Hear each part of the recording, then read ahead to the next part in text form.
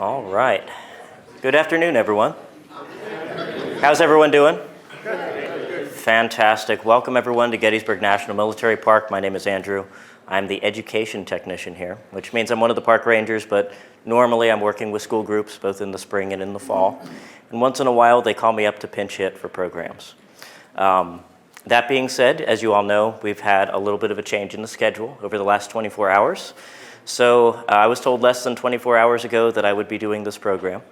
And I have not looked at it, except for in the last 24 hours, like a year before that. So we're going to see how it goes. But I can use it as an advertisement. The material's kind of fresh in my head. July 11th, I'm doing a campfire. Hopefully that one will be outside, right, Chris? And that'll be on some of the same subject matter, but not all. So we'll chat maybe a little bit about Mr. Granville Holler, as we get through this program. The other thing I'm going to apologize for ahead of time is that I'm fighting a bit of a cold. So if I pause to take a sip of water, please forgive me, or sneeze, or whatever a cold entails. That being said, let's go ahead and jump right on in. So when we think about the Battle of Gettysburg, we typically think of those 3 days in July of 1863, the 1st, 2nd, and the 3rd, the days that we were on the 163rd battle anniversary of today. Now, a couple of days before that, there was a skirmish at a place called Marsh Creek, just outside of the town of Gettysburg. And I argue that those shots that were fired at Marsh Creek were truly the first shots of the Battle of Gettysburg 4 days prior to the actual what most would consider the first shots happening of the Battle of Gettysburg. A gentleman by the name of Jones, it has the marker out there at the Whistler House out on Route 30 way to the west of the town of Gettysburg. He claims to have fired the first shots on July 1st. Not that he hit anything. Not that he could have hit anything at the range that he was pointing his rifle at out toward the Confederates coming down the Chambersburg Pike. He likes to say that he fired the first shots of the Battle of Gettysburg. His story stuck. We have stuff about him in the museum. He has a marker out on the battlefield. He's doing pretty well for himself in the memory. Marcellus Jones is.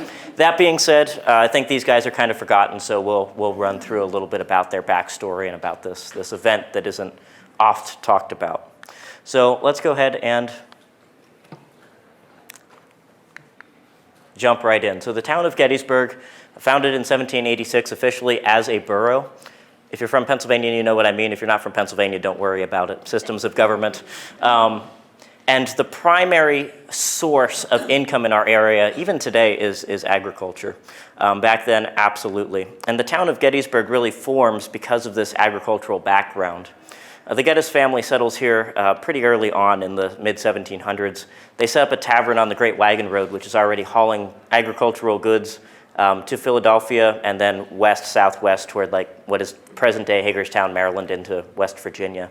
And as the town grows over time, you end up with these 10 roads that lead in and out of the town of Gettysburg, and they all meet here. And they go to places like Washington, D.C., Baltimore, Maryland, Philadelphia, up north to Carlisle, Pennsylvania, the state capital, Harrisburg, down south to Frederick, Maryland, out west to Chambersburg, Pennsylvania, etc. And this small town, this small borough begins to grow. And by the time you hit 1860, the census says that we have about 2,400 people living within the borough of Gettysburg. So it's a growing town, but it isn't quite the size that it is today. I think we're about 7,800, give or take, on the last census in the borough today. And it is that all-important road junction. So what is going on here in Gettysburg in 1863? Well, there's this rumor going around, or there's this spread of this wild rumor that there's this threat of rebel invasion into Pennsylvania. And General Lee of the Confederate Army is going to be making that threat as he disengages his troops after a battle at Chancellorsville in Virginia and begins to march them north. Using approximately today, if you were to take us out of 1863 and move us into modern times, General Lee is driving up I-81, up the Shenandoah Valley, and then eventually into Pennsylvania through the Cumberland Valley. And the Union forces are trailing behind him quite far away, marching up modern U.S. Route 15. This gentleman on the screen here, this is Darius Couch. He is the guy that's put in charge of the south central Pennsylvania area and defending against this rebel invasion of the state. So his whole job is to organize basically local militias, any sort of military forces he can find, and place them in a position as to which they can defend the state capital at Harrisburg and also Philadelphia Wood being the major city in the state. Sorry, Pittsburgh. And he has quite the job on his hands because there are groups of people in Pennsylvania who are like pacifists. I kind of think like the Quaker fraction. We think of like peace Democrats and Copperheads. They're not so worried about this whole war. They don't really mind if the Confederacy maybe comes north, just as long as they're not doing any particular damage to the state. They just want this whole thing to kind of end peaceably as it can, because war is an absolutely tragic and horrible thing. And he has to contend with this and also try to raise militia units and also try to militarize the state in order to gain a defense against this threat of rebel invasion. And the other thing that Couch is dealing with is civilian panic. Because people, as they're here in Pennsylvania awaiting these Confederates marching in, they really don't know if they're going to treat them civilly. They don't know what to expect. It could go either way. Maybe they treat them really well, or maybe not. Maybe they march into Pennsylvania and start burning people's houses down. They just don't know what it's going to be. So there's this generalized panic that begins to spread through the state in front of the advancing Confederates. Now, General Lee, as he is moving his Confederate army into Pennsylvania, is looking at a couple of different things. He has a couple of objectives before him. In his Gettysburg campaign, or in this second invasion of the North, he is looking to draw in the U.S. Army for a battle on northern soil. If he can win this battle, he thinks that is going to be a big morale hit to the United States. The United States government, the United States people, if their army can't defend them on their homeland, what can they do? How could we win this war if General Lee is going to beat the United States Army on our home turf? So Lee is looking for a morale drop or a morale hit to the United States. Virginia's been war-torn for 2 years. Lee is moving his men out of Virginia and moving them into Pennsylvania. They're going to begin to live off the land, be able to gather supplies, things that have been long depleted in northern Virginia after years of war. Both sides seeking out the same things, food and wagon pieces and ammunition and anything that would be useful to an army on the march. So they're going to come into Pennsylvania looking for supplies. They're going to come into Pennsylvania looking to win this battle. And they're also going to come into Pennsylvania looking to do at least a little bit of destruction to some infrastructure. Maybe they can hurt the United States war effort if they get rid of some railroad bridges or cut some telegraph wires or really kind of disrupt what is going on with the United States at the time. So Lee has a couple of things coming here into Pennsylvania. These are kind of the main objectives. Another one is that he might convince England to come in on the side of the Confederacy, but that one's kind of debatable. So we have all of these things that Lee is thinking about. And let's go to a little bit of a map. And you might have seen this with Matt's talk last time because it has Stuart over there on the far side, but we're going to be mostly focusing on this. Like I said, modern-day I-81, approximately, the Confederates are moving up and through, in Pennsylvania, what we call the Cumberland Valley.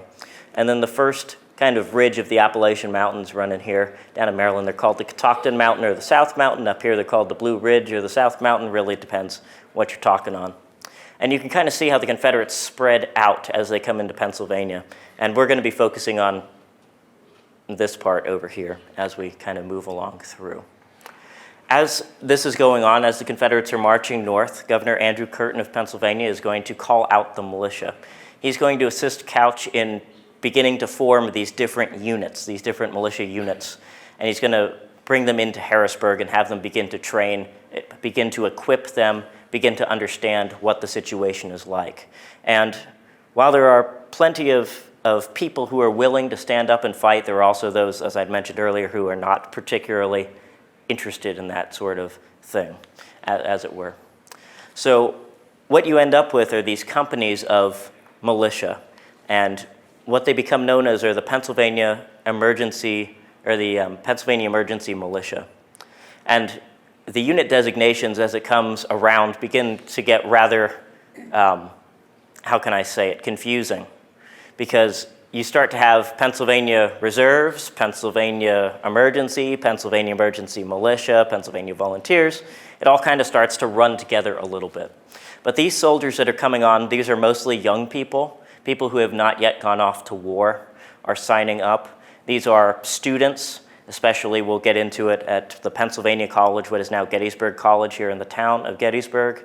These are veterans who have been in service, who are now released back home, who have served their period of service and decided not to re-enlist. These are veterans who have been wounded and are staying at home, or they're healing up and they are joining the service to repel this Confederate invasion. And so there are all sorts of people that end up in these Pennsylvania militia regiments. And what Curtin promises is that these regiments are for the duration of the emergency or at maximum 6 months of service. A lot of people are hesitant at first because they don't know how they're going to define emergency. Is emergency until the Confederates are out of Pennsylvania, or is emergency until the end of the war? So a lot of people are hesitant as to how they are describing this duration of the emergency. Should we join up or should we stay home? But a lot of people are going to end up joining up. And we're going to be focusing on specifically, and there's going to be a lot of sixes in my program, the 26th Pennsylvania Emergency Militia Unit. And they are headed by this guy on the right. This is Colonel William Jennings. He's 24 years old when he takes command initially of the unit. He's a veteran. He had commanded another regiment prior. He was in Harrisburg and was then reassigned to help out with this forming of the Pennsylvania Emergency Militia. He will turn 25 years old in late June of 1863. So he is a young man, and he is going to be put in command of about 750 to 800 soldiers that are kind of cobbled together in this fashion.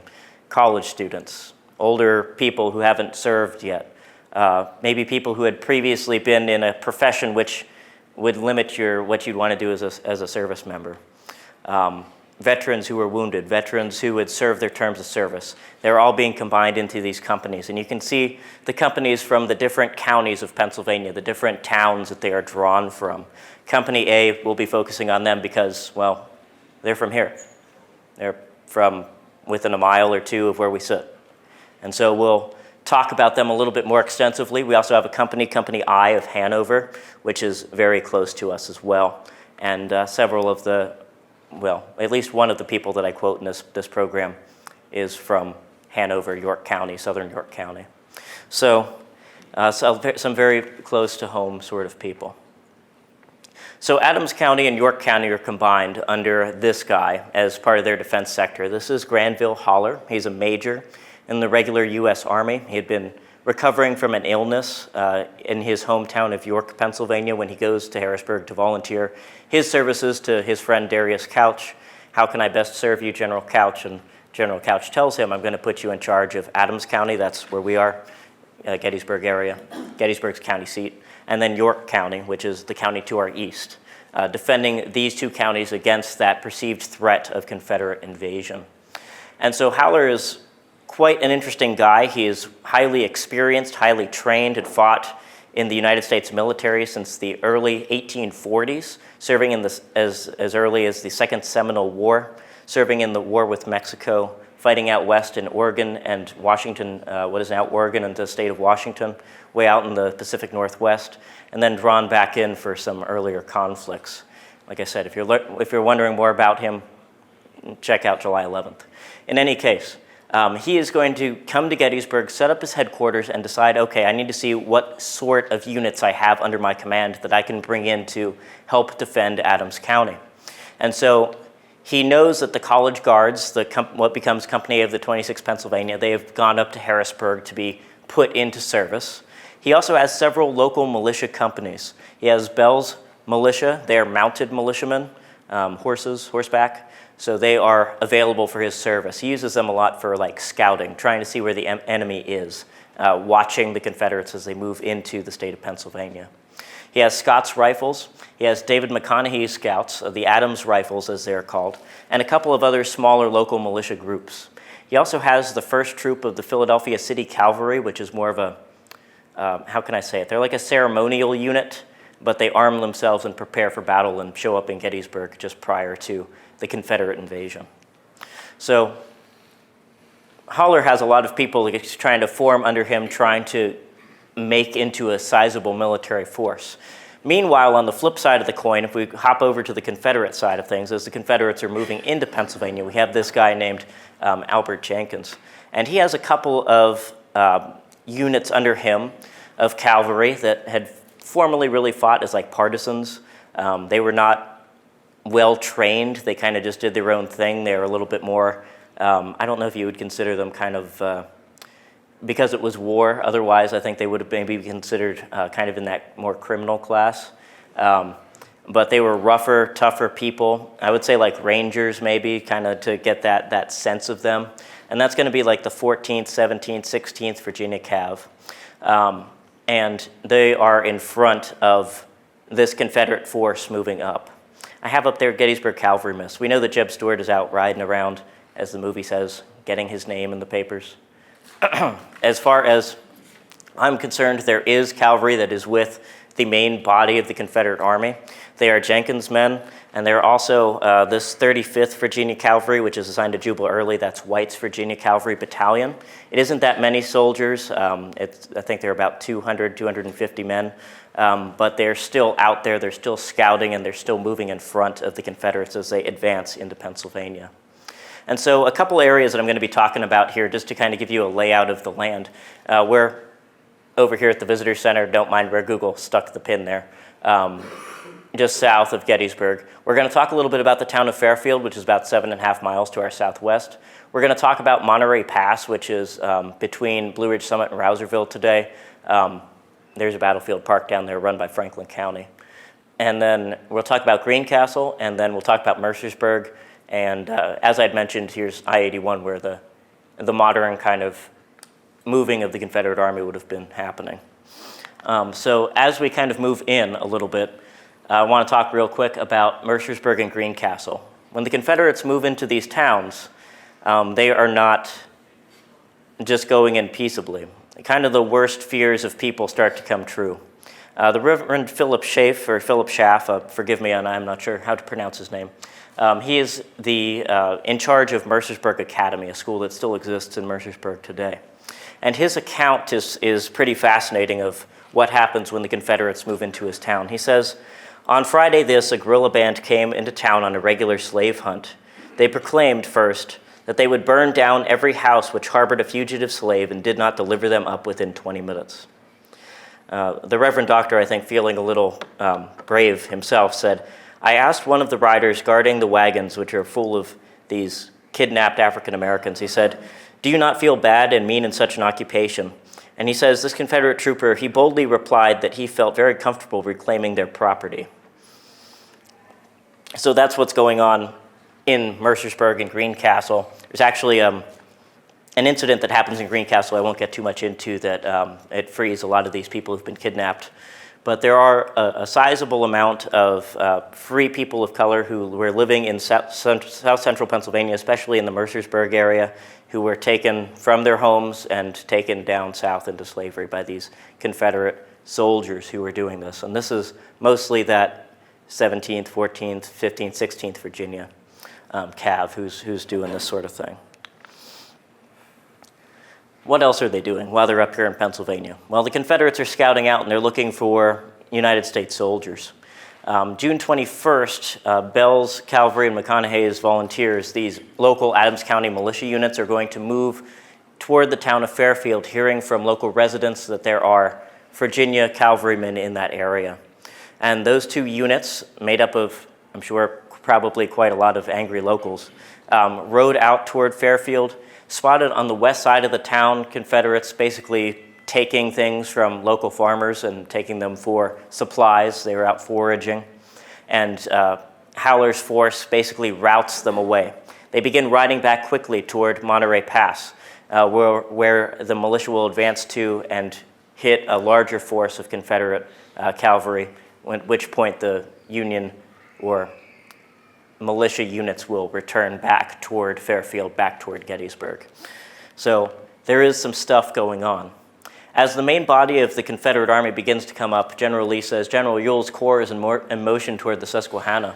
Ewell's Corps is actually sent east from Chambersburg, at least Early's division is, Jubal Early's division is. And they're going to be moving east approximately along modern-day Route 30 toward the town of Gettysburg. I might actually have that wrong on this slide. They might be coming up from Waynesboro. I have to double-check that. Anyway, we have the 17th and 35th Virginia Cav leading this march of Jubal Early's forces. They are moving along this modern-day Route 30, and along the way they run into a bunch of local militia guys. And the local militia guys are doing everything you might think that you would probably do if you were put in such a situation during an American Civil War. They're chopping down trees. They're trying to slow up the wagon train. They're trying to knock out bridges along the way. They're trying to do everything they can to delay this Confederate force that is bearing down on their hometown, and they do not know how they're going to stop it or if they can delay it even. And they're going to return all of these reports that they're getting. All of these local militiamen are going to be reporting back to Granville Haller back in the town of Gettysburg. Meanwhile, Haller is sending out pleas to Darius Couch, like, please send me more troops. I really need them. I really need more soldiers.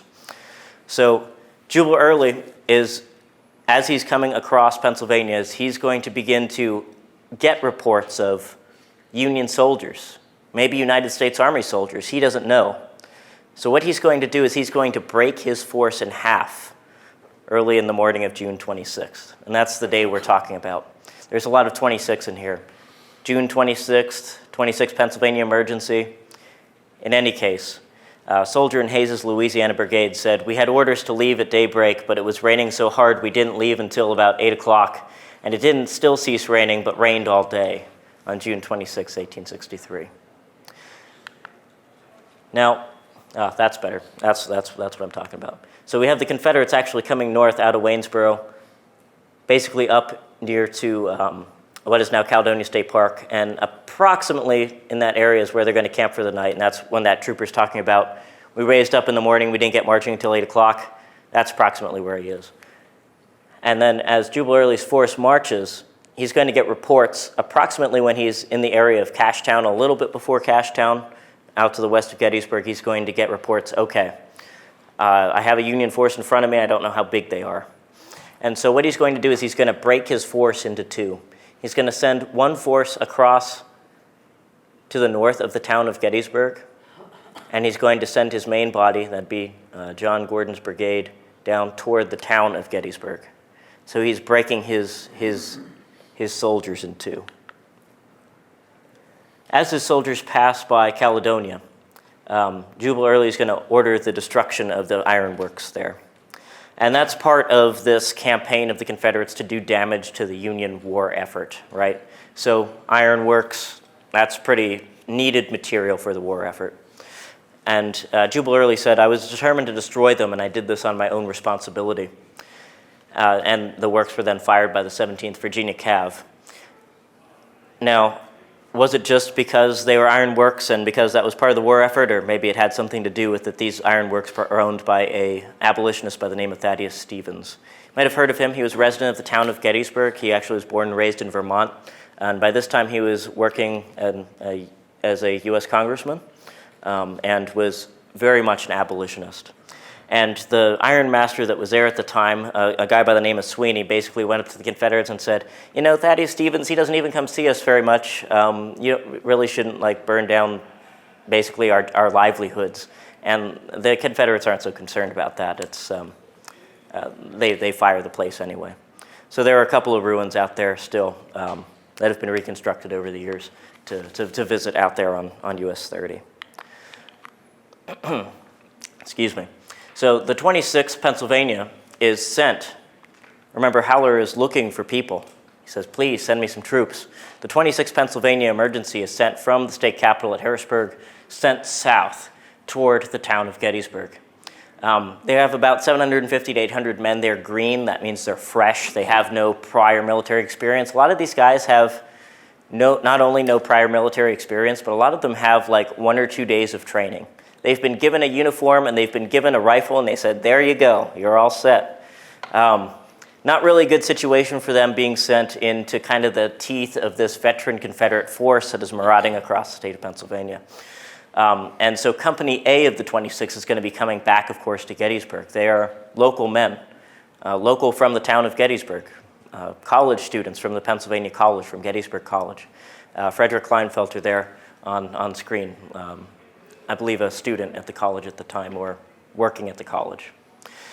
And so the orders given to them as they are sent off from Harrisburg, the 26th Pennsylvania, they are told, use your best efforts to hold the country.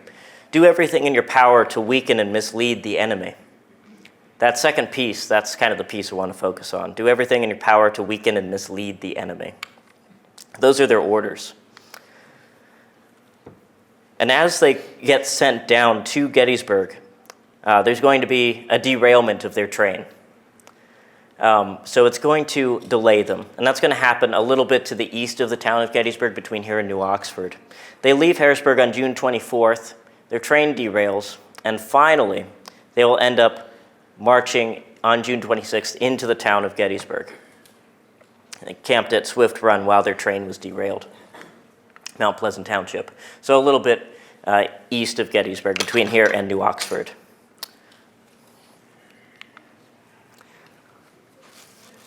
As the 26th comes into the town of Gettysburg, and the train gets reset on the track, their supply wagons are left at the train station, which the railroad is only completed up to the town of Gettysburg from the east at the time. It does not go west of the town. Their supply wagons, or their supply train cars, are left in the town, and the 26th is formed up, and it's raining. And Granville Haller comes out of the Eagle Hotel, which is on today Chambersburg Street. There's a 7-Eleven there now, and he comes out of the Eagle Hotel, and he says, "Okay, excellent, you men are ready to go." And he orders Colonel Jennings, send your troops to the west of the town of Gettysburg. There's a bridge over Marsh Creek, pictured approximate on the right. That's a later photograph from 1910.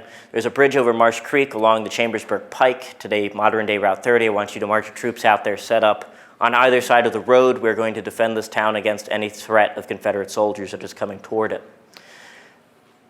But we know that Jubal Early is moving a lot of troops toward the town of Gettysburg. We're not talking about this 700. We're talking about 750 to 800 militiamen, maybe a couple hundred, 200 or 300 local militia.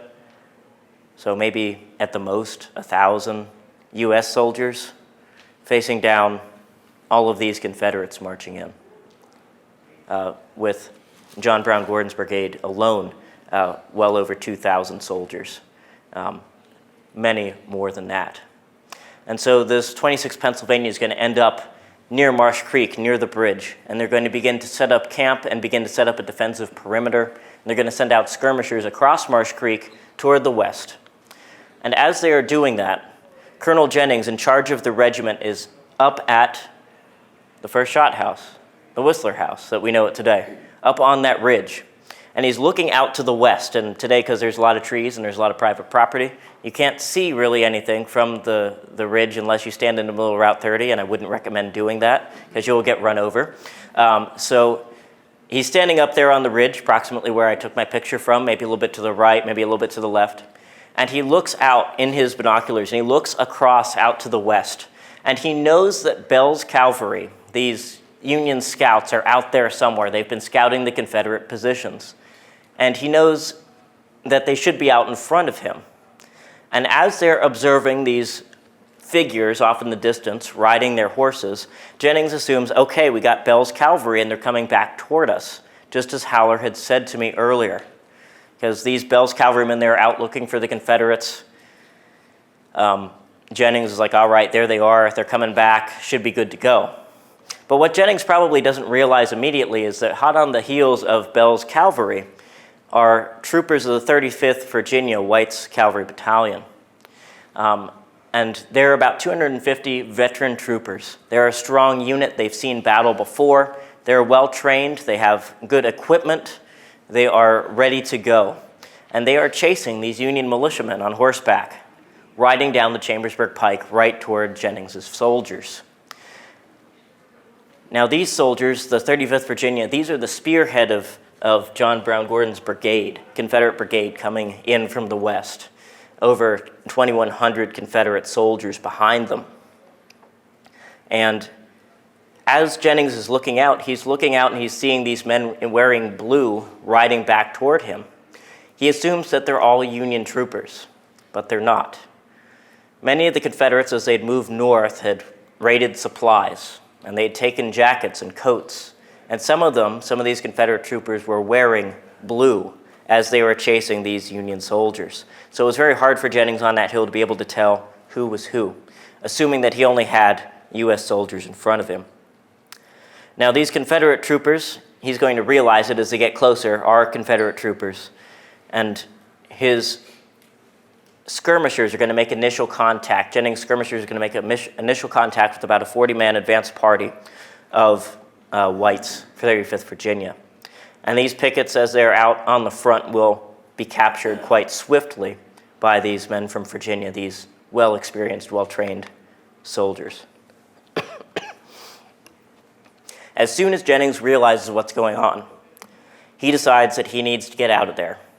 He has 750 to 800 green troops. They've never seen battle before. Some of them, and I've read the accounts, some of them claim that they were never really trained how to fire their weapons.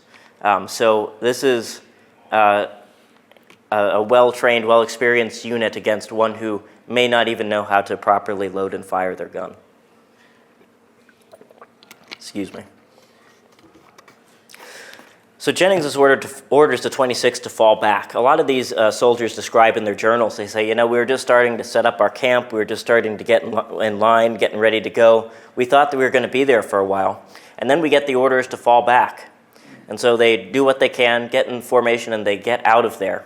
And you're kind of looking at their route here as they go up to the north and to the west. Remember, their orders are to do everything in your power to weaken and to mislead the enemy. So they're trying to draw, by retreating to the northwest, these soldiers away from the town of Gettysburg. But remember earlier I had mentioned that the Confederates had broken into two pieces. There was a northern half and a southern half. This is the southern half of the Confederate advance that they're up against right now. There's also another unit to the north, another Confederate force to the north of them that Jennings is unaware of, and that would be Hayes's Louisiana Brigade, along with some of the Confederate cavalry. And so they're going to fall back. And Bell's cavalry is going to fall back, but Bell's cavalry is going to ride basically right through the 26th and right toward the town of Gettysburg. Bell's men are on the run. The pickets open fire that are out in front of Marsh Creek, but there are no casualties. They are quickly surrounded and captured by the Confederate troopers. And toward Mummersburg goes these Union soldiers of the 26th Pennsylvania. Today there is that marker out there that you see on the right-hand side of the screen. It is right in front of I believe it is a mechanic shop out on US 30, showing that place of initial engagement, these first shots of the Battle of Gettysburg. And as the 26th pulls back toward Mummersburg, back across what today is Goldenville Road to the north of the town, many of these Confederate soldiers are going to continue straight into the town of Gettysburg because they know they have that northern force that'll take care of anything up there. And so as they ride in, Michael Jacobs, who is a professor at Pennsylvania College, now Gettysburg College, said this. He said, "They rode into Gettysburg yelling and shouting, firing their pistols, not caring whether they killed or maimed man, woman, or child." The 26th pursued by the 17th Virginia and two Confederate regiments as they moved to the north. Remember, it's been raining all day, so what are the conditions like? You have dirt roads, dirt fields. It's muddy out there. These soldiers are moving around in the rain.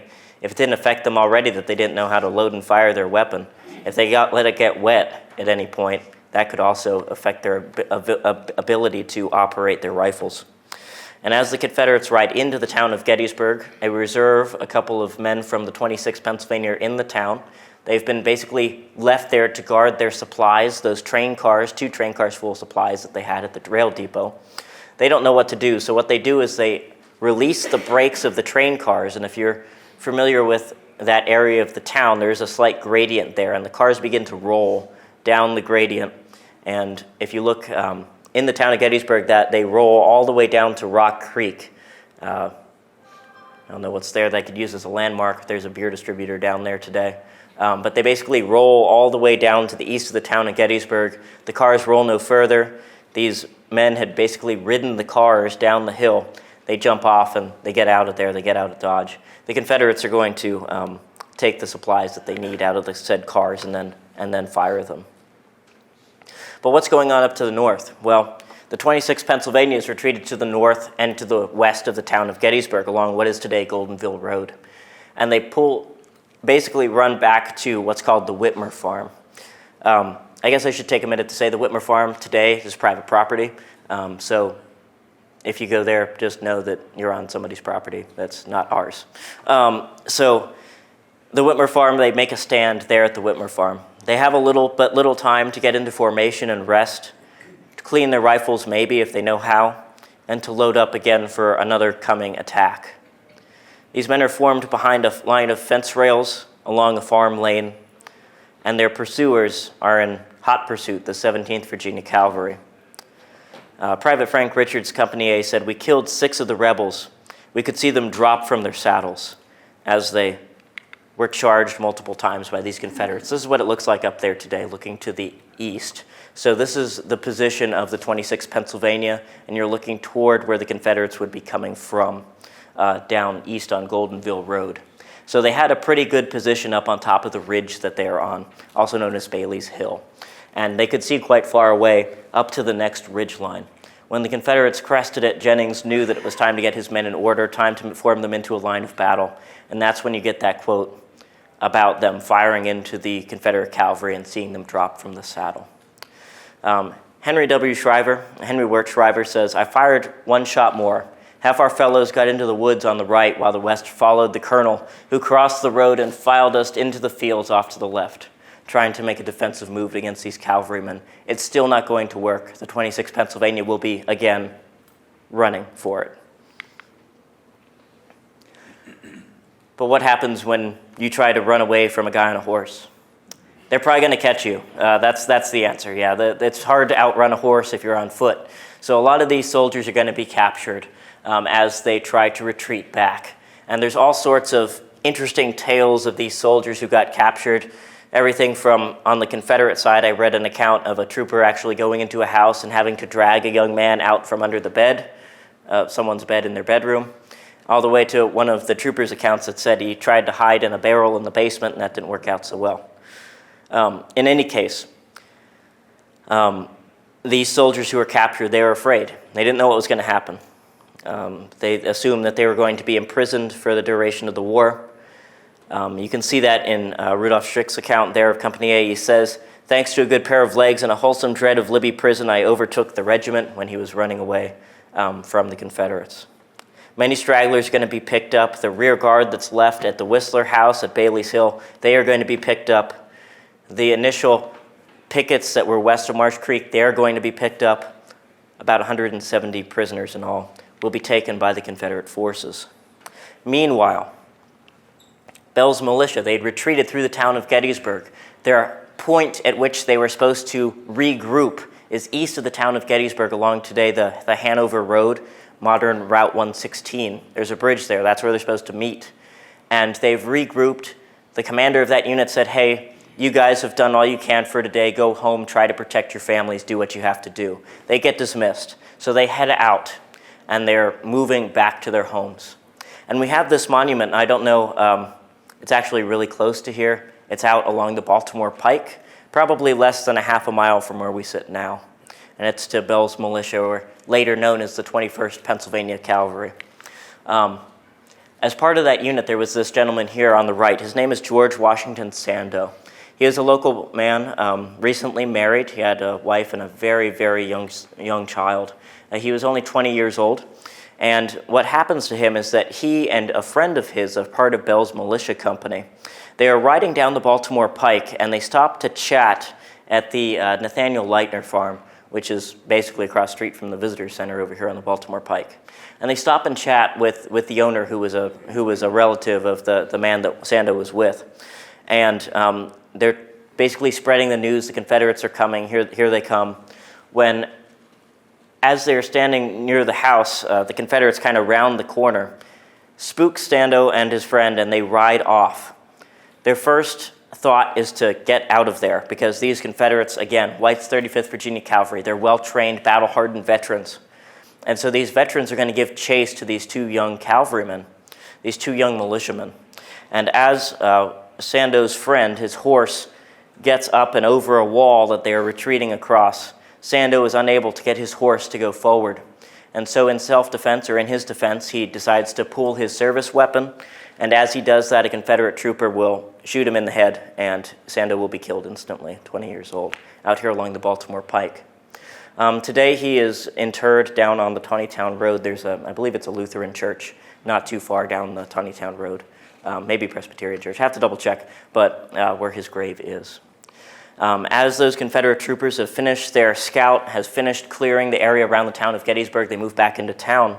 And one of those troopers is at the residence of Elizabeth Thorne, who is the caretaker of the Evergreen Cemetery just outside the town in Gettysburg. And what she relates is this. He said, the Confederate trooper said, the blank, I can assume what he said, but I'm not going to say it here. The blank shot at me, but he did not hit me, and I blowed him down like nothing. He lays down the pike.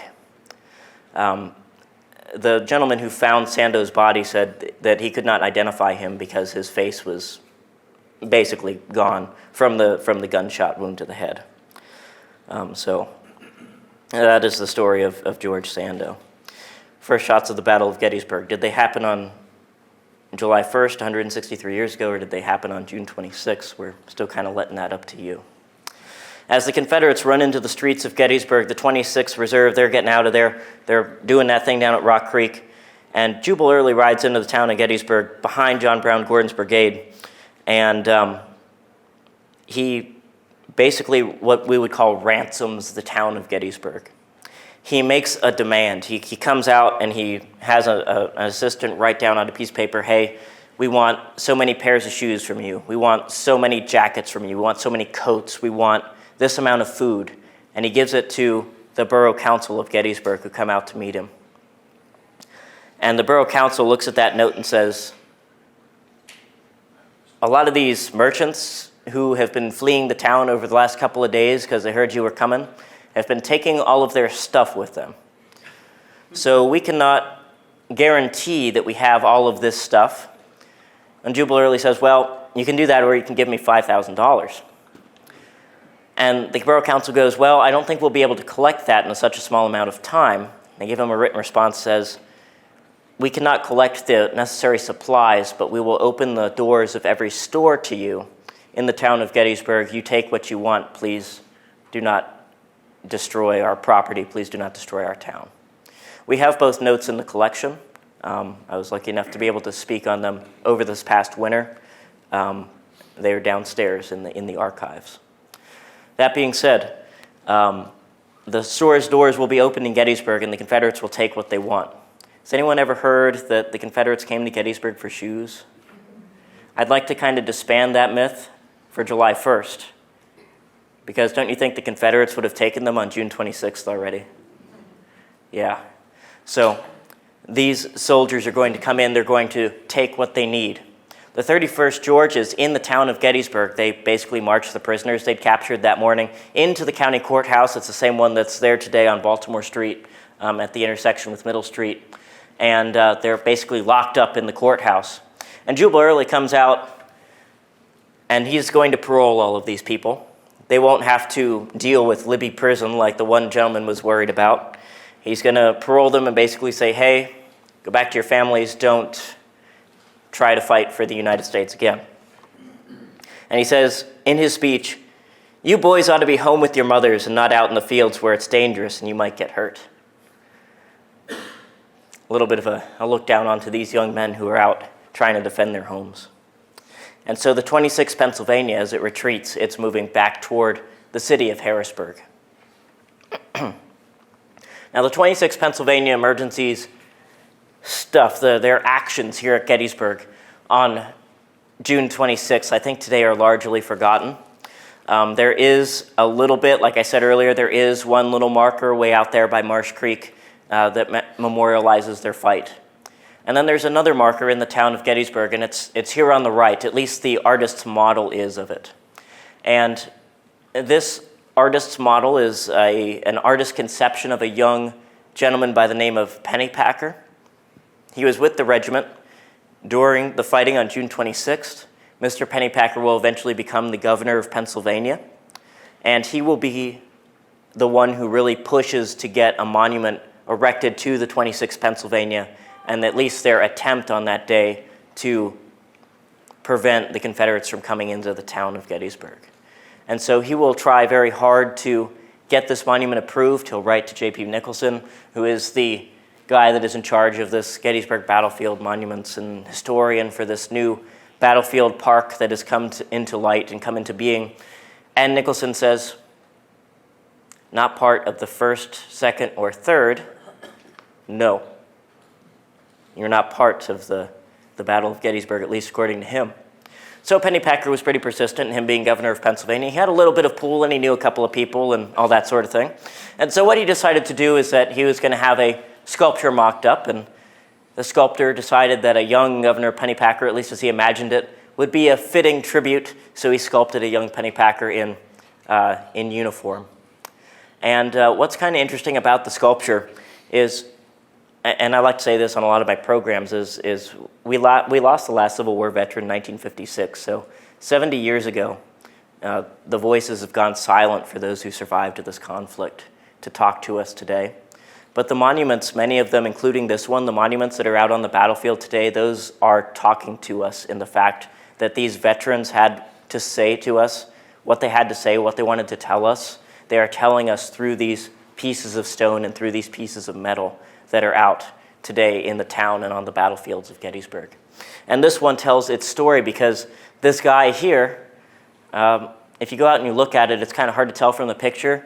He's very much dressed as a civilian, with a couple of pieces of military gear slapped on him to show that these guys were civilians, very little training, pushed into this Minuteman, this emergency militia unit, and then sent out onto the field of battle, doing the best that they thought they could.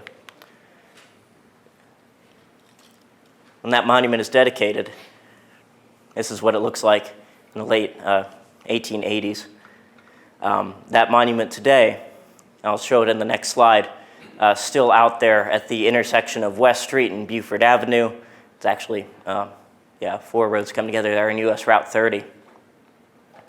And this is the veterans, the survivors of that day, who came back to help dedicate that monument to show what they had done, firing those first shots of the Battle of Gettysburg prior to July 1st, 1863, on June 26th. And then today, this is what that statue looks like. You can still visit it today. I'd recommend parking at the West Side Shopping Plaza. That would be in front of Dollar General. But there are a couple of other things locally that are related to this unit. There is a museum down in Maryland, the Shriver Homestead at Union Mills. And that is Henry Wirt Shriver, who was a member of the 26th Pennsylvania. His family was divided. Some of his relatives fought for the Confederacy. He fought for the United States. That is his homestead down there. Somebody else who was in that unit was Rupp, William Rupp. William Henry Rupp has his, at least his brother's tannery on Baltimore Street. So what is now the Gettysburg Children's Museum, run by the Gettysburg Foundation, that was the Rupp House. And so with that, I'd like to thank you all for coming to this talk. If you have any questions, I'd be happy to answer them. If not, have a great rest of your day at Gettysburg. Thank you for bearing with me.